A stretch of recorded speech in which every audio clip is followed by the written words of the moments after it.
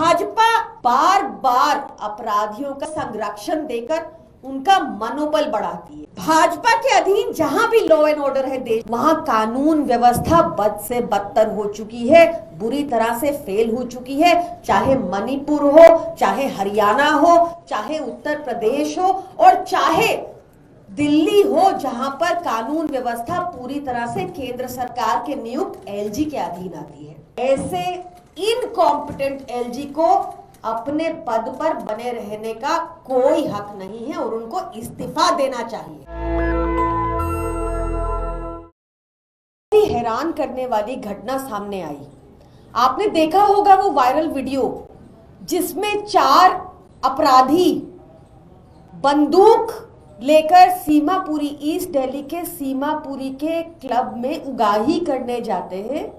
वहां पर बाउंसर्स को कहते हैं कि अपने घुटनों के दम बैठे और सरेआम फायरिंग करते हैं। कम से कम 12 राउंड फायरिंग के हुए दिल्ली देश की राजधानी में।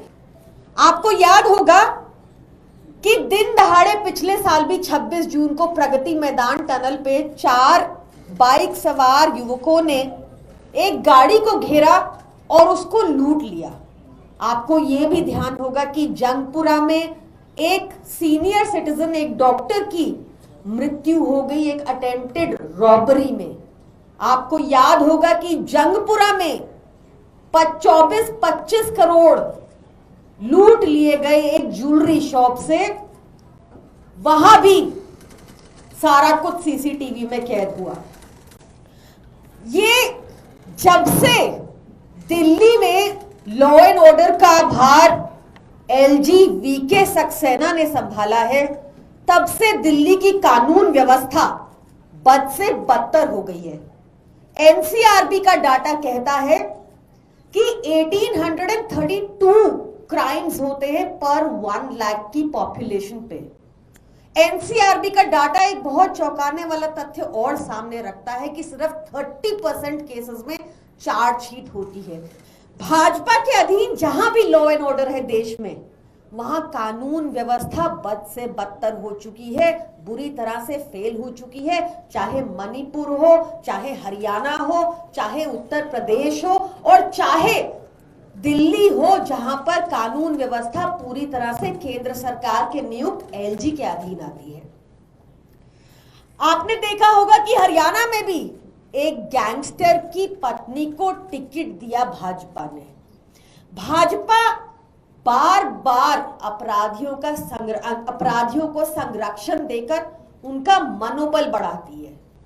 पुलिस रिफॉर्म्स को लेकर दिल्ली के एलजी ने क्या कदम उठाए, कितनी पीसीआर वैन्स उन्होंने बढ़ा दी, कितनी उन्होंने पुलिस में जो कमी है भर्तियों की उनमें नियुक्ति की, कितनी बार उन्होंने पुलिस कमिश्नर को बुलाकर उनसे मीटिंग की, इसका कुछ पता नहीं। पर एनसीआरबी के डाटा आंकड़े ये साफ दर्शाते हैं कि एलजी वीके सक्सेना विनय सक्सेना दिल्ली के सबसे इनकॉम्पिटेंट एलजी रहे हैं।